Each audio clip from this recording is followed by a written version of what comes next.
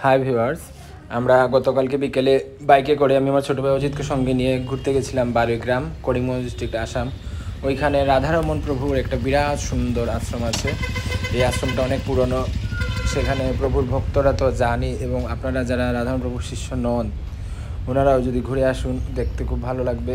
মন মানসিকতা অন্যরকম হয়ে যায় সেখানে পূজিত হন গৌরাঙ্গ মহাপ্রভু, রাধাকৃষ্ণ বিগ্রহ। সেখানে আছে মহন্ত মহারাজজি মঠে উপস্থিত ছিলেন ওই সময়।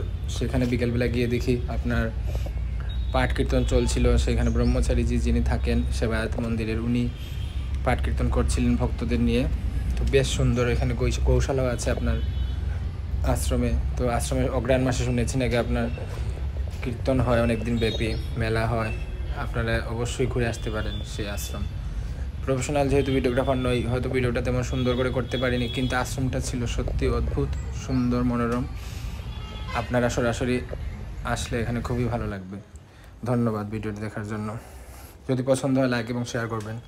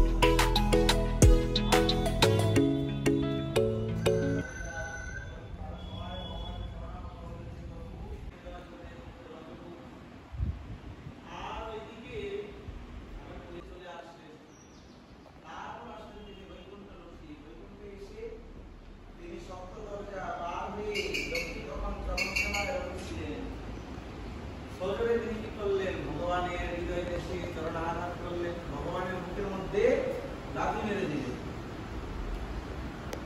যেই না ভগবানের হৃদয়ে লাথি মারলেন, অমন সময় ভগবান ঘুম থেকে নিদ্রাচ্ছন্ন ছিলেন, বিপুল পাথর ধারণ করলো, বলতেছে রামা এই আমার কোনো অপরাধ হয়েছে, এই বৈকুণ্ঠলোকে সাধু এসেছে, সাধুর আমি ভগবানকে চেনেন কিভাবে? ওই দুইটা জিনিস